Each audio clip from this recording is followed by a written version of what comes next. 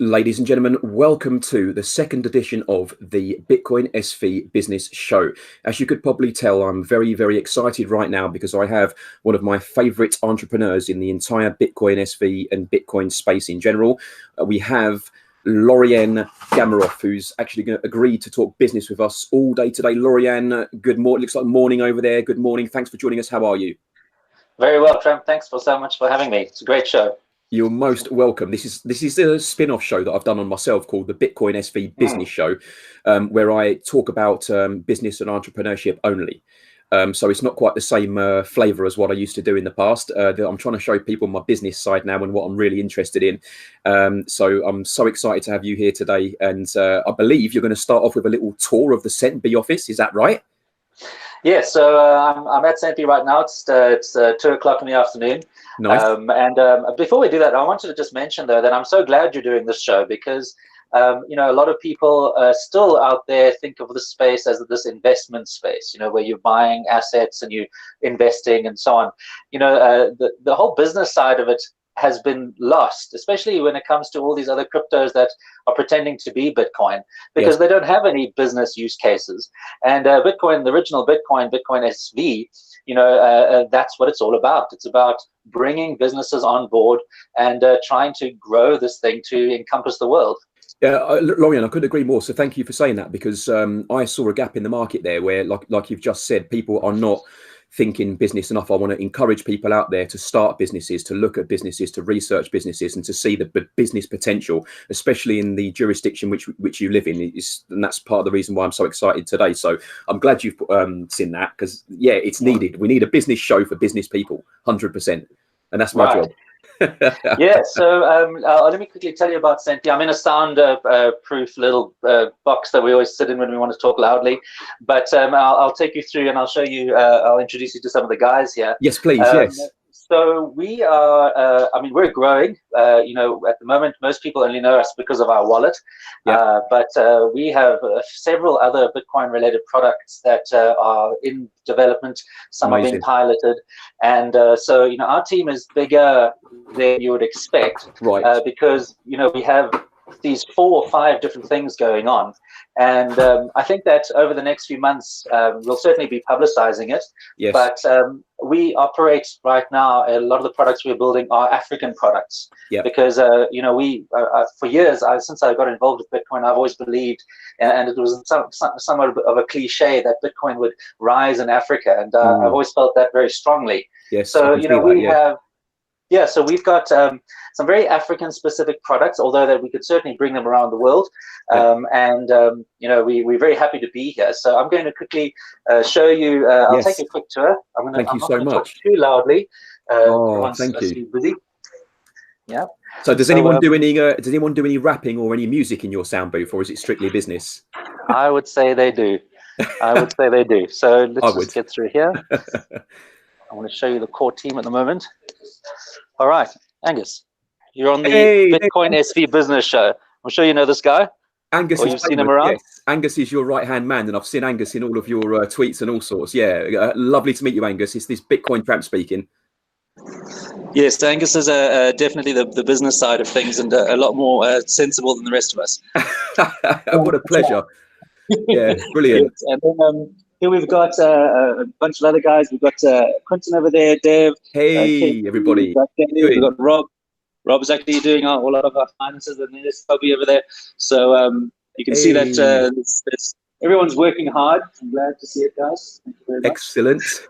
Nice office, actually, isn't it? Yeah, and so it's I could show you out the window if you want to have a look at what Africa looks like.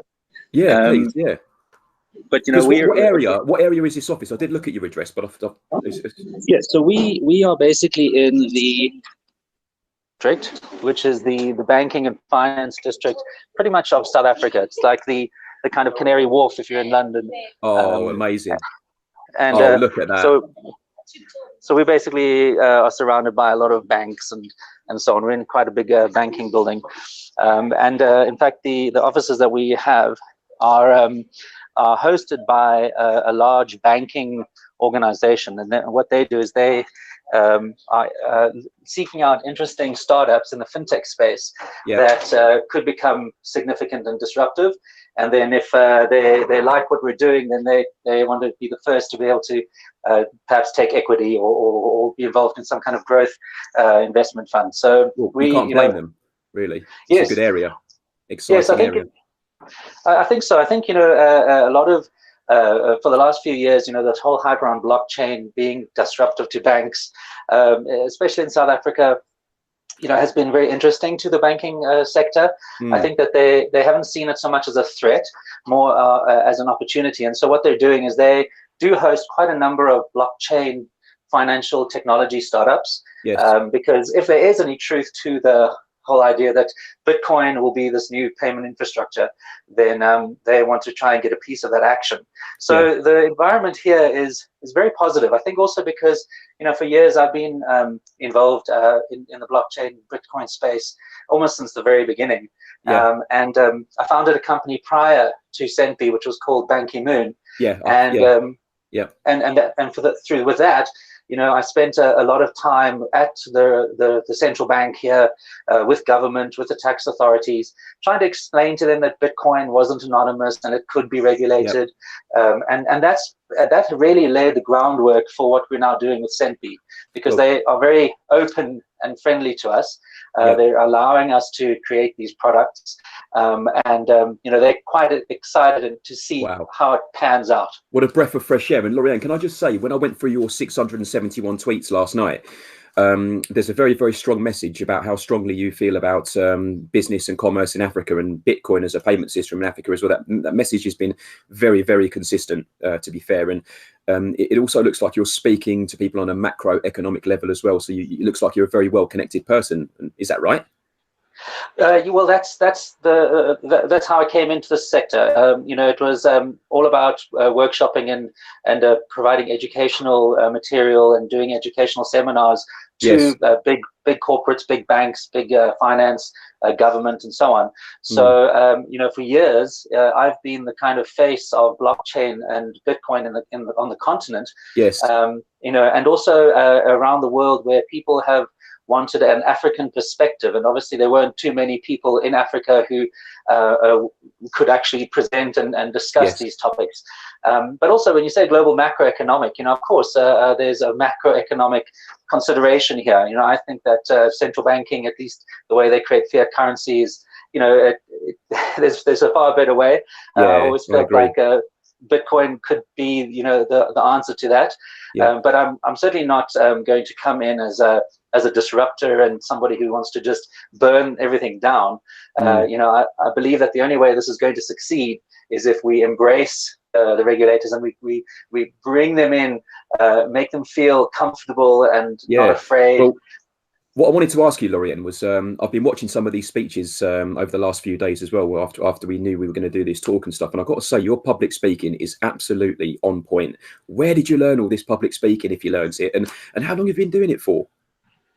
I guess I always just dived into it, and I think this is how life works. If somebody says who's going to do this, you just got to raise your hand, and that's kind of how it happened. People asking to have these things explained, and also I started the Blockchain Academy here in Southern Africa, which was a great way to get out and actually start teaching on the subject.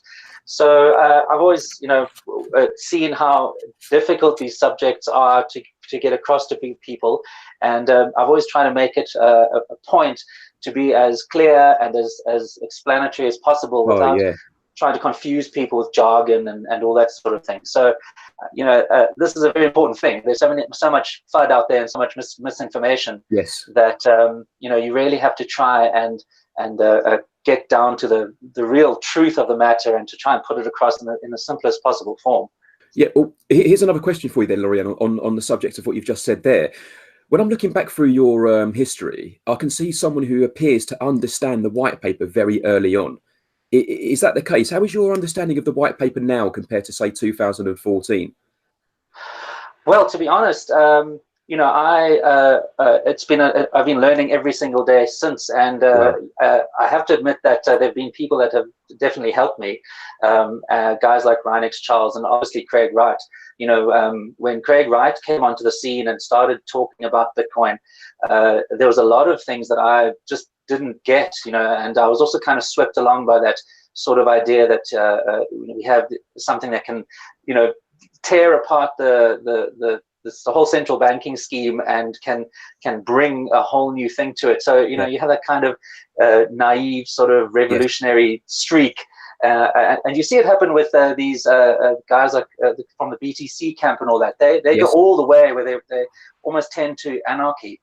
But having people like Craig Wright, out there who are, especially Craig, who really, I mean, he has so much understanding about so many different topics, and when he starts explaining the reason for Bitcoin and what it is there to do, and that opened my eyes, and I've been very grateful for the fact that not only did Satoshi come back onto the scene, but he's been so prolific. He's written papers. He continues to deliver. He wasn't just this one-hit wonder. Bitcoin was just the scratching the surface, and now we see with all this stuff with MetaNet, and it's just incredible. So I'm so grateful for him. It is. I feel the same, Lorien. I feel that like the truth is coming out now, and entrepreneurs like myself can now start looking at this space, thinking, hold on a minute. Here's an area I can try a business. Here's another area I can try a business. So when you start to understand what the real blockchain is all about, all of a sudden it's just more than a cryptocurrency. I mean, in my opinion, that's a dirty word. I think someone said that the other day. It's so much more than a cryptocurrency. And if you are one of these naive people from the BTC camp or whatever, then there's a massive lack of ambition there, I believe, and a huge lack of understanding of the potential of what this can actually do. What do you think about some of the narratives being spun out there?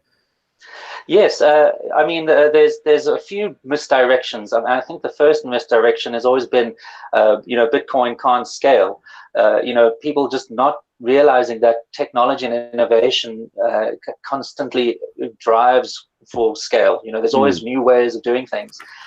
People have very limited understanding about that, and very short-sighted, and that's why the idea that Bitcoin can scale on chain was always just this thing that seemed impossible. And then obviously the other narratives, this idea that we need an anonymous currency that is outside of the purview of regulators, and we have to create a system that they can't shut down. I think that whole narrative is extremely misleading and damaging. It's immature, really, as well. Yes, and I think it does stem from that kind of crypto anarchist cypherpunk mentality where their ideals are all about trying to create systems that the man can't intercept and can't he can't interfere in. And again, they don't understand that that's not how the real world works. If if there's something that is honest and valuable, it doesn't matter who's in charge. They will embrace it. And obviously, if we have a proper capitalist society, then innovation is greatly desired. Anything that can bring in efficiencies and increase trust, I think those are the things that we need. But we're not going to be able to create that world if we're constantly fighting the man. No, we've got to bring the man on board. Of course, yeah. And I believe that the blockchain system that we have in place would actually help the man. Make things more efficient, more robust, more secure, make their job a lot easier, actually, make the analysis of whatever they need to do so much easier, so much more efficient, and probably, would save them millions of pounds in running costs, Yes. So, okay, Lorien, this is fantastic. Now, Centbee. Before we talk about Ban Ki-moon, we're gonna have a bit of a laugh about that name as well, Ban Ki-moon. But before we do that, I wanted to speak to you about Centbee. Centbee is one of my favorite wallets. When did Centbee begin? When did it start? Well, Centbee in my mind was always there since Bitcoin. Wow. Having a simple wallet that was easy to use, but for years, it just wasn't the thing to do. I wanted to build a business in this space, and the only way to do it was through the blockchain route. I think Bitcoin, for most people, even today, even smart people like Peter Schiff, they struggle to see it. And so Centbee had to kind of wait a bit. And that's why I started the blockchain advisory consulting company, because that was, that seemed corporate and sensible and neutral. Yeah. If this is a new technology, tick the boxes. If this is a new technology platform that businesses can use, then they were keen to understand it.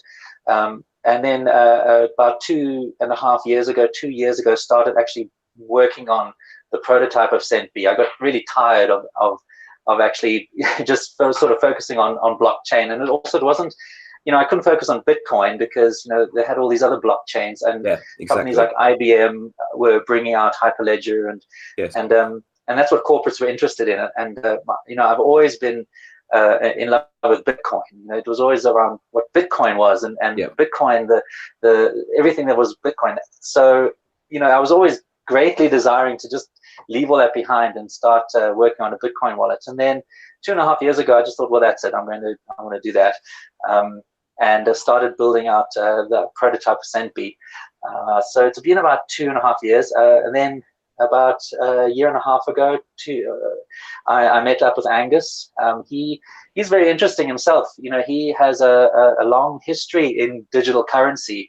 One of the first people in the world to create a digital currency that was bank-backed here in South Africa in 2000. Wow. And in fact, it's still going today. It's called eBucks. Wow. So he's got a very long history in banking and finance. And I met up with him and we gelled, and I saw that, he would be the perfect person to actually build a business, a financial business around what Centbee was. Yes. And then we got together. I started fleshing out the prototype, and listening to Craig Wright. He kept on talking about the lack of wallets, and that gave me enthusiasm. And then actually met Craig in Zurich and showed him Centbee, and he liked it. And then we got started with Enchain. Yeah, I saw that. I saw the investment there. That was in 2016, was it, or 17? I think so, somewhere around there. I saw that Enchain invested in you. What I wanted to ask you about this Centbee wallet. What are the features that make the wallet special, Lorien? Yeah. Well, Centbee wallet is definitely not fully realized. I've, as I said, we've got a lot of products that are on the go right now. And the last few months, I've actually been neglecting Centbee wallet, just to push out one of our remit products. But I'm actually now at that stage to hand it over and get back into Centbee wallet. Awesome. Yeah. So Centbee wallet, the idea for that was kind of like a WeChat wallet. Is that why the logo's the B looks a bit like a chat box on the logo? Yes, exactly. It's a chat coin B. Yes. And the idea was that it would work kind of like Telegram, kind of like WeChat, kind of like WhatsApp. It would be a wallet, but it would also be a social network in the same way Telegram is a social network. You could have your friends, you could have your groups. If you wanted to send them money, you just type it into the chat. We do actually have that, but I haven't released it yet because now I want to build it on chain. Awesome. And so after the recent wallet workshop we had in London with Enchain and everybody, Moneybutton and everyone, we realized that the idea on Bitcoin is that it's this unified ledger. And if it's a unified ledger, a unified database, then the whole idea there is that, of course, you own your data, but if you don't like using a particular app, you should be able to just go and switch over to a different app and still keep your contacts. And so after our discussion there, we realized, well, this is the perfect opportunity to create a kind of a universe of applications that all speak to each other. Yes. And all leverage that idea of this unified data ledger. So imagine if on Telegram, if you were using Telegram, you could send a message to a person on Google Hangouts or a person on WhatsApp. And that's really what Bitcoin allows you to do. Yeah. So we are going to be doing that. We're going to be building out a whole chat system. We already have Paymail. So Paymail is that kind of unified way of people being able to send Bitcoin to each other through mail, email type addresses. At centbee.com would be the prefix, whatever it's called. Yeah, brilliant. That's right. Oh, awesome. And then you could now have a hand cash wallet, or you could have a money button wallet, and you could actually chat to somebody in Centbee. Yeah, So this is going to certainly be coming up. It might be, Centbee might come out first, and then other wallets will pick it up. But that's the idea, is to try and create a social network around Bitcoin. amazing. We see apps like Twitch and that, and they're definitely doing the right thing. Yes. One day you could Twitch from Centbee, let's say, or you could, wow, imagine that. So it's really, this is the world. It's very different. When you build a business, usually you try and lock in your customers, your users. You try and make something that only works on your platform. You try and patent stuff to lock other competitors out. But Bitcoin is strange because the whole idea is this universal way of sharing information. So as a business, we have to think about that. We have to think about, how do we create features that are cross-platform or cross-app, yes, and yet we still have our competitive edge. So we're going to have to think very hard about experience, because now we don't own the user. yes, We only control the experience. So yes, this is going to be a whole new wave of how businesses are built. So competition, you said the magic word. That was one of my questions for you today, Lorien. Can you tell us who are your competition in this space? Or... Well, in the simple wallets and the BSV, I mean, there's very few of us, Handcash and RelayX, and we are all trying to do similar things. We're trying to create simple Bitcoin wallets that everybody could use. Mm-hmm. I really admire everybody involved in this space. I'm so glad that it's so small. This BSV's community is so small. It's kind of like how Bitcoin was in the early days. Yeah. Very few people. Everybody knew each other. Everyone was friendly, and then it just fractured and became hellish. But now with SV, it's almost like we've gone back 10 years and we're at the beginning. Yes.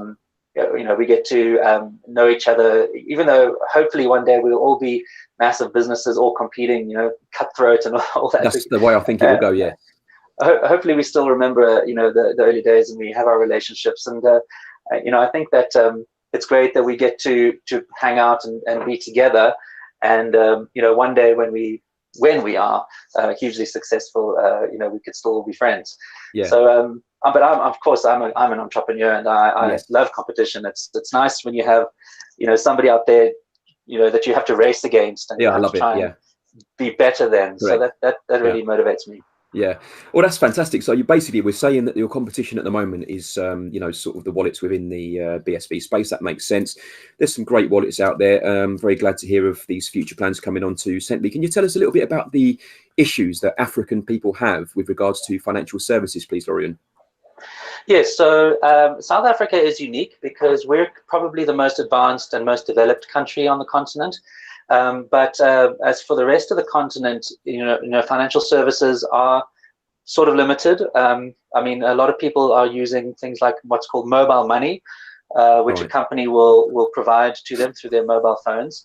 But one of the biggest issues, and this is the issue we're tackling right now, is the cross-border remittance issue, where people move money. There's a lot of people from Zimbabwe and Nigeria and so on living in South Africa, and every month they send a very small amount of money back home to their families for school fees or for parents or for groceries or something like that.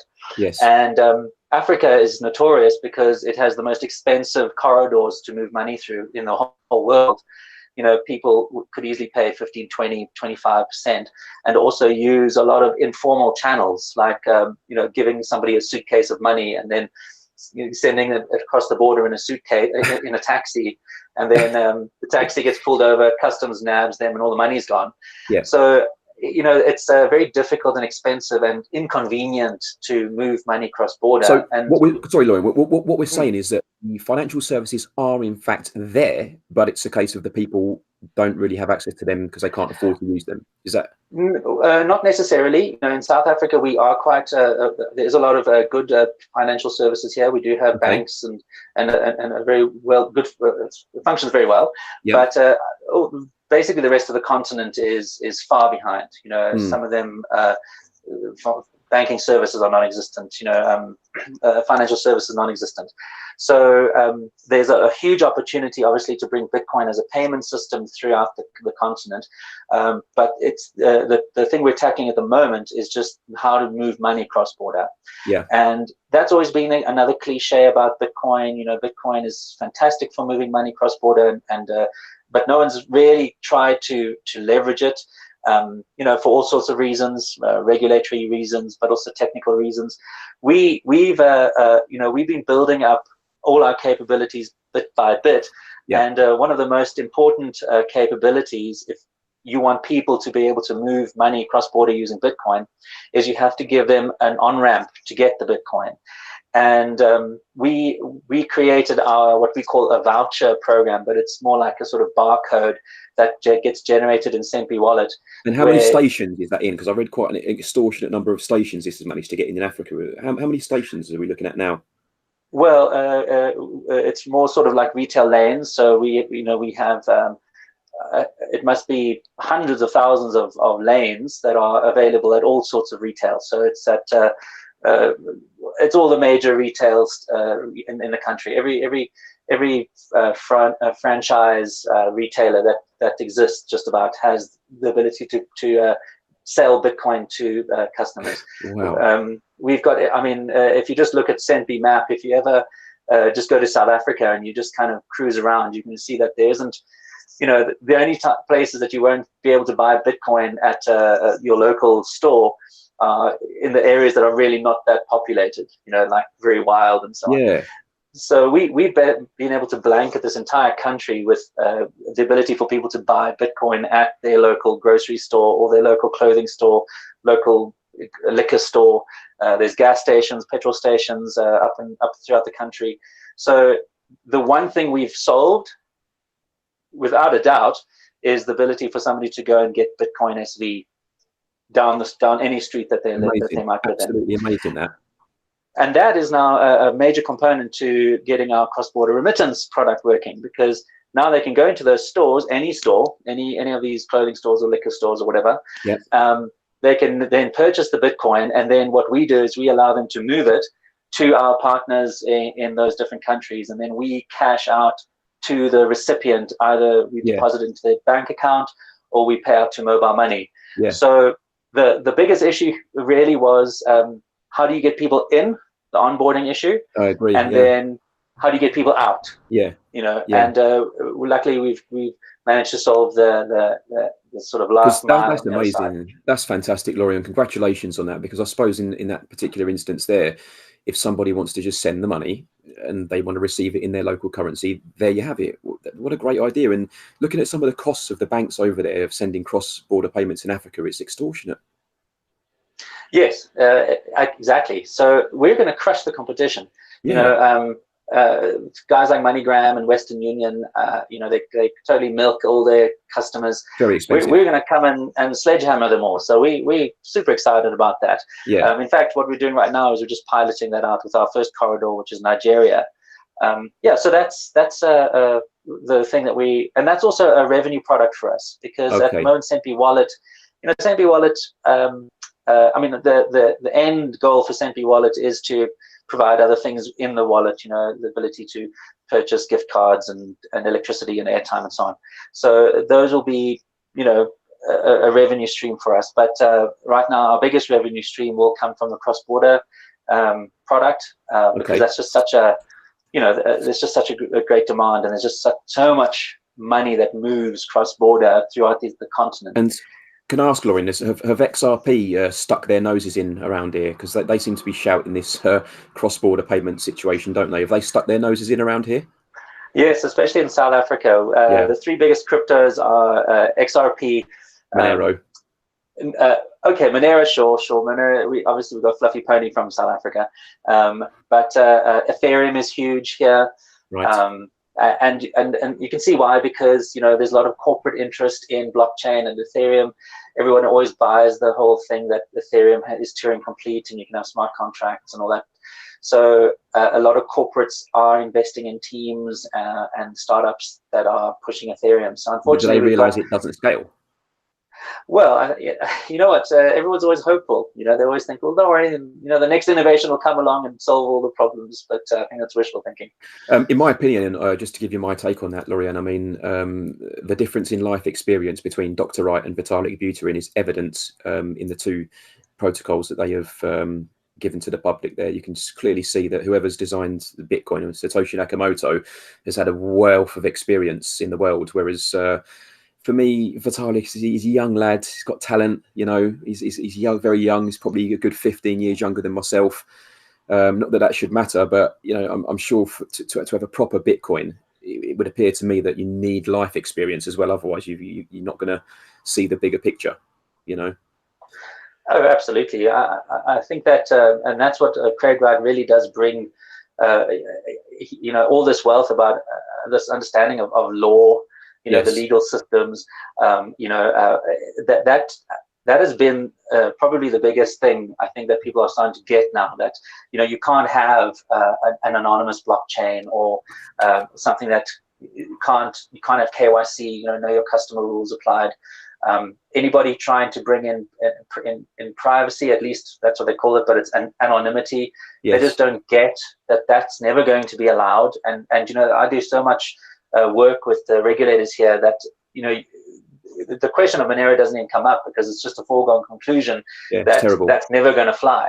Yeah. So, you know, this is what people need to understand, how the real world works. Right. And Craig has brought that.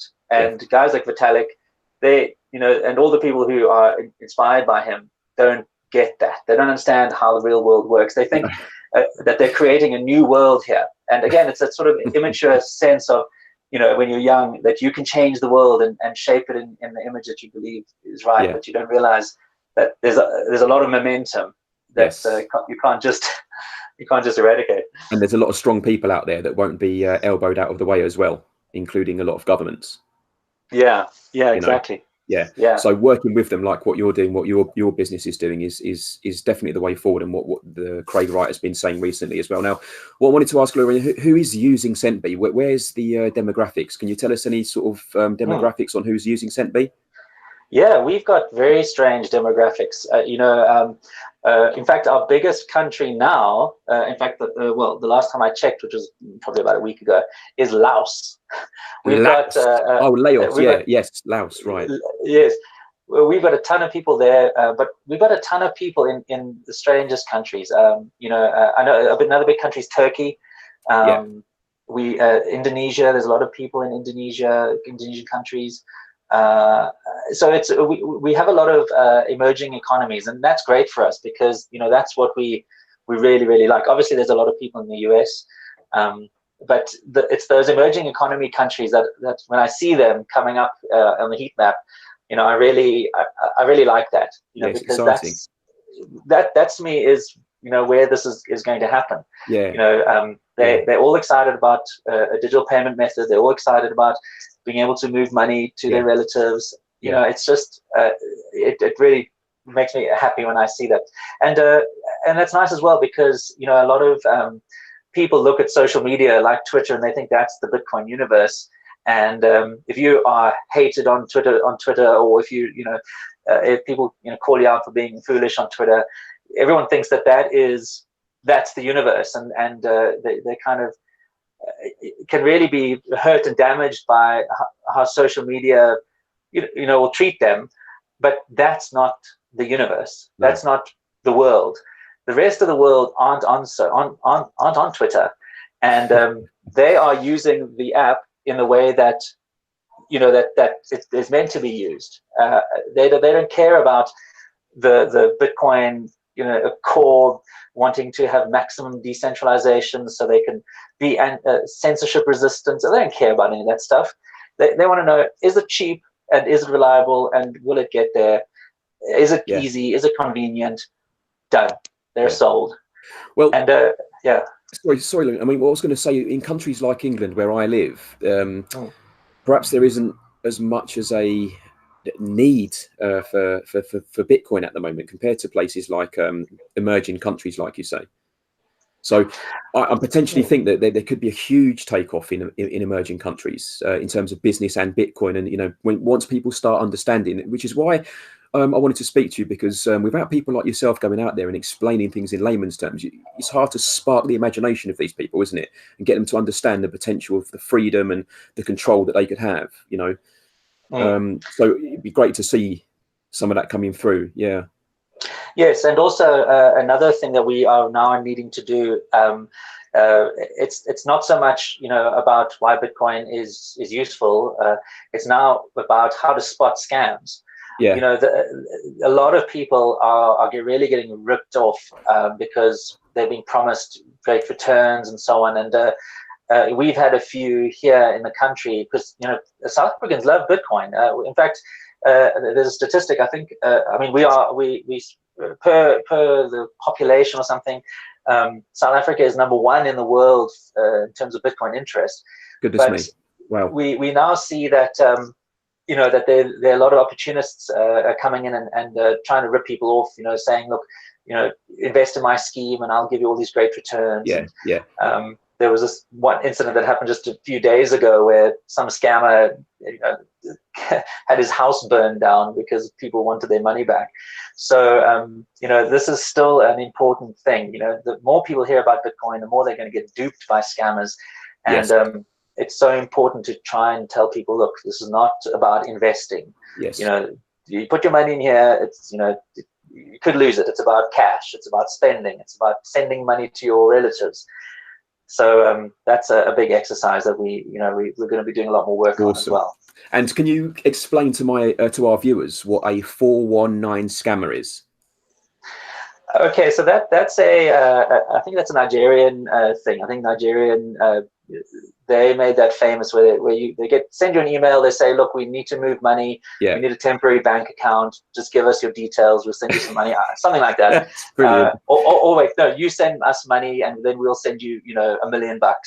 Yeah, it's stuff like my uncle Henry. My uncle Henry has $10 million, and all I need is 3 million, and you can take the 7. You just think, come on, guys. Yeah. So can 419 scammers use Bitcoin, or is that something that can it stop 419 scammers? Well, the whole idea is that Bitcoin is kind of like cash. If you give it to somebody, you're not going to be able to get it back unless that person is accountable. So, it's the age-old rule: don't give anybody money that you don't absolutely trust. And if it sounds too good to be true, it probably is. And do you think African people perhaps are a bit more skeptical to things like Bitcoin because of the amount of scams that you probably see on a weekly basis or hear about?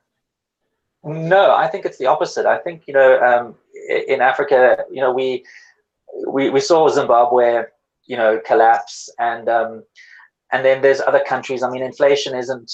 There's high inflation in many countries. Mm-hmm. I think people and also people are kind of used to mobile money systems. If you come to them and say, look, there's this mobile money. It's not linked to any government. You can send it to anybody in the world for very low cost. Those are real positives. And compared to the systems that they have to endure at the moment, obviously the volatility of Bitcoin has been, out of control. But the volatility we see in the cryptocurrency space sometimes is quite tame compared to the volatility we see in these African market currencies. I think that Africans get it a lot quicker. They look at this and say, oh yes, this is really useful. This is really great. And I think that's why a lot of African countries are really trying to get into this, even if their regulators haven't allowed them. For example, in Zimbabwe, their regulators kind of clamped down and said, look, the exchanges can't operate anymore. And that meant it was more difficult for people to get Bitcoin, but that hasn't stopped them from trying. There's still a lot of OTC trading that goes on, and obviously the premiums for Bitcoin go really high because people are really demanding it. So, again, if you're a Bitcoin entrepreneur, if you're really passionate about Bitcoin and excited about the space, if you really want to feel good about the future of Bitcoin, come to an African country. And you're going to see how much more receptive people are. That's to crazy. it. Yeah, so it's really exciting. That's why I love it. I'm so proud of being here and so glad that I was just lucky enough to be born here and being exposed to everything. Because when you have Bitcoin, the world suddenly just becomes so much more exciting. Yeah, I agree. Uh, That's incredible. It sounds like big things could happen in Africa. So I really hope your cross-border payments will take off and people will see how much more cost-effective it can be than something like Western Union or PayPal. So I hope that works out really well. And I wanted to briefly talk about Banky Moon. Now, the first instance I saw of Banky Moon on your Twitter was about around May 2015. When was Banky Moon? When was the inception? It could have been early to 2015. So that was, I think, early days. Yeah. And so there was an article in something called disrupt/africa.com that you shared on your Twitter. And the title of this article was Funny Name, Futuristic Vision. Banky Moon on Bitcoin. And then this article went on to say that it's named after the Secretary General of the United Nations. Yeah. Well, sort and then of. he went on to explain. Hold on. He went on to explain that the Banky sort of pretty much means the Bitcoin part of it. But the moon, and I couldn't believe this when I read this, but the moon actually means we're going to the moon, as in Bitcoin's going to the moon. Yeah, that was it. I heard Banky Moon's name Brilliant. years ago, Banky, and I just loved his name so much. Yeah. And anything with the word moon in it. And obviously my wife wouldn't let me name any of my kids Banky Moon, so I had to name a company. But it just made perfect sense because at that stage I was very interested in Bitcoin and how Bitcoin can become your own bank. This was another thing that I got wrong. That people would want to own their money, and so the banky. In fact, in South Africa, banky, that kind of means a small bank, or a bank bag, banky. Right, I see. And then the moon was just perfect because that was a Bitcoin meme even in those days. To the moon, and then it just made perfect sense, Banky Moon. So I thought, yeah. That's funny, man. That's a really funny name, and you've stuck with it all these years. And it said in this article that you used to work for a metering company. What was your role in the metering company, and which company was that? Do you mind me asking? Yeah, I won't say the name, but it was we were building smart grids, so it was intelligent electrical grids with intelligence built into them. And one of the things was we were building was a payment system, a vending system for Africans to purchase electricity. Yes. And that was one of the first products I came up with was, wouldn't it be great if Africans could buy their electricity using Bitcoin because it's convenient and so on. And so I built a prototype into the system I was working on then, but the company, the shareholders and the execs didn't like Bitcoin. I think Silk Road was still riding high at that stage, and they didn't want to be associated with Bitcoin. And I just thought, well, look, I don't want to quit this. I'm going to carry on and pursue this. And that's when I left and founded Banky Moon. So that's when you became an entrepreneur. Yeah. Well, I've always sort of had startups, and but that was my first sort of committed to 100% to Bitcoin and blockchain startup. So for all the viewers that are listening to this show, part of the reason I've done this show is to try and encourage you all to get out there and have a look at businesses and stuff like that. Sometimes you have to be resilient. Sometimes you're going to face opposition to ideas that you might have, but if you thoroughly believe in those ideas, like our guest Lorien does, then you sometimes you just have to remove yourself from that position, be strong, be brave, and get stuck in. And that's what Lorien's done, and it's still running today, isn't it? Banky Moon. Well, Banky Moon. I mean, I'm almost 100% focused on Centbee, but Banky Moon has kind of ticked along because there's two faces to the space. One is that kind of crazy Bitcoin space. Trying to create a new money system. And then the other one is that very boring corporate kind of technology sector, blockchain. I think of Banky Moon as a blockchain company and Centbee as a Bitcoin company. And, when I get invited to conferences and stuff, people want the boring corporate me, not the crazy, trying to get people to use this crazy internet money thing. So I still go to conferences and do workshops and educational forums and stuff. on the Ban Ki-moon kind of corporate banner. Yeah. And that, I think that gives the corporates, that nice warm feeling that I'm not this lunatic. But Centbee, it can be a little bit crazier, Yes. trying to build this Bitcoin world.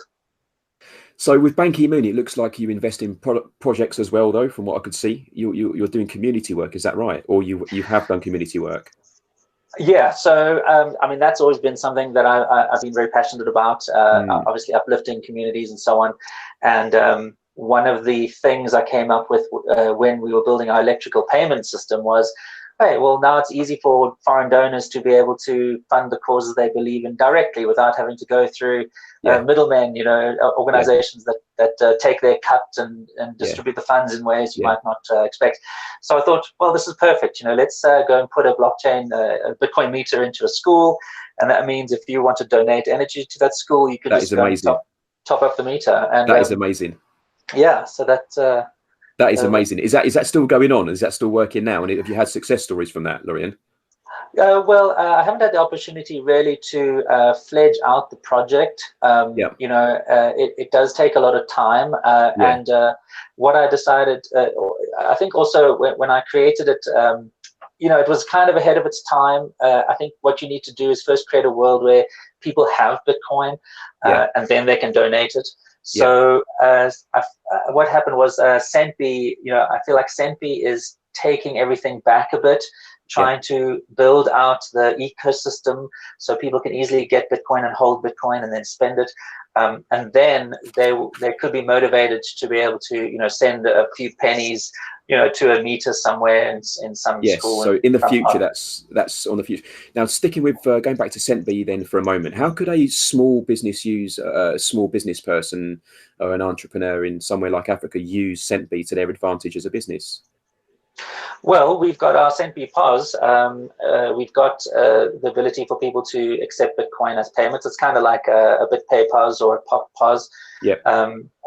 This is actually one product that is going to be part of an entire kind of merchant software development kit where merchants can take the technology and then they can integrate Bitcoin payments directly. This is actually something that goes beyond Centbee. This was an end-chain initiative. They really desire merchants to accept Bitcoin around the world, and so they kind of commissioned us to start investigating how can we build or at least create tools that other people can take and then easily integrate Bitcoin into their existing points of sale. So this is an ongoing project for us. It's a research and development project. One of the things is the point of sale, which is just like a tablet point of sale. We haven't actually released that to the public yet. It's being trialed and tested. But that will be another simple app that you can download with an administration portal. And then if you're like at this stage, a kind of small shop owner, you can set up the POS and then you can start accepting payments. The long-term goal for that is to create much deeper integration into the existing retail chains. So they don't have to change anything. This is the biggest difficulty when it comes to Bitcoin payments is you can't go to a large retailer and say, hey, why don't you take this technology and then you can accept Bitcoin? They're going to say, no, we don't want to change anything. They don't like new things. So the challenge is to try and build the Bitcoin acceptance into the existing little bits of hardware and stuff that they've got on their checkout counters. And that's quite a big project, and we're really digging deep into how the payment rails work, and the card rails, and when it comes to the issuing banks and so on, and the receiving banks, acquiring banks. So it's going to be something that is quite significant. But when we finished with that, that'll be released into the community, into the ecosystem. Obviously under probably an Open BSV license, so it can only be used on Bitcoin. Awesome. And then that'll allow anybody to now take it and go and have their own maybe set up their own merchants or something and then earn fees. This is something that we're quite excited about. But the first product that we will release is our little tablet POS that anybody could download and then have. Well, you see, sometimes when I look at these emerging countries that you've described about 20 minutes or so ago, they have incredible skills in terms of what they can produce and in what they can sell locally. So, say for example, you've got these little bracelets. You might sell these in Africa for 2 pence, but then you might get some a middleman or middle woman who's in business come over from somewhere like Europe, buy all of these bracelets at 3 pence, and then sell them at £2. Does something like Bitcoin allow people that are producing things like that the ability to do business away from just their local economy because they don't have to do it in cash? Absolutely. I mean, that's the whole point. It's to allow people to accept payment from whomever, wherever, at very low cost, with a very low friction. That was the whole idea. If people can start using Bitcoin, then the biggest issue that they have, which is money, and how to move it and how to receive it, goes away. So with respect to the ability for people to now be opened up to a global trading system, where anyone can create something or do a service, and it's not just manufactured goods. It's also skills. Maybe IT services, skills or soft skills. There's a lot of very clever people all around the world, and they just are inaccessible because of the payment system. I couldn't agree more, and sometimes it gets on my nerves when I hear about people talking about handouts to places like Africa. These are, from what I know of African people are not looking for handouts; they're looking for a chance. Because as you've just pointed out, there are intelligent people all over the world, and we can all sit here and be naive and assume that these intelligent people are in first world countries. But in my opinion, the hungry people can be some of the most dangerous, most intelligent people that you could ever imagine. When these hungry, intelligent people are going to start understanding how this works, I'm predicting brilliant entrepreneurs coming from those regions, because they're just simply going to be so hungry for it. They might put our entrepreneurs to shame, perhaps. Yeah. Yes, very well put. Yeah, I'm really looking forward to that. And okay, we're coming up to about an hour now. I'm trying to think about any more questions. Now, I was thinking, Lorien, before, I was thinking to myself, right, if all goes wrong for you, I have a business idea that you and I can do. Okay. Would you like to hear it? Sure. Yeah. Well, I think your name sounds like an aftershave. Okay. Right? It sounds like an aftershave. Lorien. Which one, Lorien or Gamaroff? Both, Lorien. Mate. You could do the both. You could do both names, Lorien and Gamaroff. The scent of the blockchain. Yeah, we could get an advert together, get a nice model.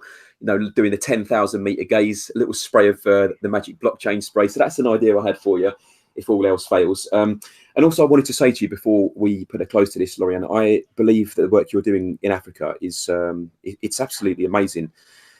So. Massive credit to all of the talks that you're doing, all of the work that you're doing, all of the putting things in place over there. And I've noticed you're so gracious with people who might not necessarily agree with what you're saying. I've seen it live. You're like really nice to them, So massive respect for that as well, because I've noticed it. And yeah, can you let us know when these plans come out for Centbee? Because I'd love to obviously get you back on the show and talk to you again about these plans. Yeah. Absolutely. I mean, I'm certainly going to be involved. I'm not on social media so much, that's something I don't do so much. But obviously, I follow a lot of you guys, and we'll certainly let you know. But of course, we've got the conferences, the CoinGeek conferences and stuff that comes up. Every now and again, I do a chat with somebody, and I've had some funny chats. I mean, they're online as well. In fact, if you're talking about being gracious. Talking to guys like Samson Mao or Trace Mayer. I don't know if you know Trace Mayer, but he was him and I had this discussion, which you can find on the internet, and my goodness, he just told me a new one. So if you ever want to see how to deal with proper BTC trolling mayhem, give that one a go. I'll have a look at that. Okay, I think that is pretty much all my pieces of paper completely covered. Is there anything that you want to say about Centbee or anything you want to say to anyone before you go? This is going to be live on Streamanity, just to let you know, Lorien. Yeah, well, of course, to everyone, thank you for supporting the show. Great was the Bitcoin SV show, and for supporting Streamanity, and also, for all the kind words that I've been receiving from people out there. I'm so pleased that everybody in the community, everyone's been so kind and gracious, and everyone's trying out Centbee and giving me a lot of constructive criticism, which I really, really, really appreciate. So, I definitely intend to taking Centbee to the moon. There has been a little bit of a lull over the last few months, but I'm getting right back into it. And, I'm so passionate about building the world's coolest wallet. And, so I hope that I can make something that everyone loves so much. But also, thank you to all the people who, in their own way, maybe it's not a software product, but putting out content on the internet, doing your shows, even tweeting, everybody has a role to play, and it's all there to start to build this thing that we want. Everyone has a role to play, and we all certainly are part of history. Yes, and exactly. we should enjoy it. Deal with the trolling. As though we were martyrs, but I do think that Bitcoin, the real Bitcoin, will prevail, and the world will be much better for it. So thanks to everybody. And what does N-Chain and CoinGeek involvement in your business do to just one more question, the direction of the business? How much confidence does that give you, and what resources do they offer you in terms of support and things like that? Well, N-Chain specifically, guys like Steve Shadders, Daniel Connolly, they're really great. In fact, all of N-Chain, there's so many. Jack, they're such geniuses, and I get to chat to them, and they tell me all sorts of interesting things and teach me and so on. So I'm so grateful for everybody, obviously, at N-Chain. They're so supportive, and there's just so much information that they always are willing to give out. So N-Chain, is an incredible company. Everybody there is just so great. And then CoinGeek, well, obviously CoinGeek, Kelvin Air, they gave us our Series A round, and they've allowed us to continue. Kelvin is also such an incredible part of this community. Without him, I don't even think there would be a Bitcoin SV. Exactly. So I'm so grateful to him, and pleased about his passion and enthusiasm. Amazing. So they're great guys out there. I know that social media always tries to paint them in a negative light, but to be honest, when you meet them and you see what they're really like, they're really good people, with the best intentions, very concerned about saving the world and doing good for humanity. So I hope people get to see that part of them. That's just incredible. Well, Lorien, I have had the best hour talking to yourself. I can't thank you enough. Again, the work that you're doing out there, you've got our full support on the Bitcoin SV business show. Fully support you. And just wanted to say to the viewers that are going to listen to this on Streamanity, I'm going to give out, I'm going to be really, really generous. I'm going to give you $5. Whoever puts the best comment, I'm going to give you $5 whole in Bitcoin, which we all know is Bitcoin SV. Yes. So I'll be giving out $5 to the best comment. Simply put your Centbee address next to the comment, or you put your whatever wallet you want to put. And I'll contact you privately somehow. And the best comment will win $5. Ladies and gentlemen, this is going to conclude now the second edition of the Bitcoin SV Business Show. You've been listening to the one and only Lorien Gamaroff from Centbee. Go and have a look at centbee.com. It's an absolutely fantastic wallet. All the African listeners out there, you need to get on Centbee, because there's going to be some fantastic financial services coming out on this wallet, as you've heard today, making things miles cheaper for you to send cross-border payments in that particular region. So please do have a look at centbee.com, because exciting things are going to happen this year. Lorien, thank you ever so much. Have a wonderful day, and we'll see you around the space. Thank you so much, champ. You're welcome.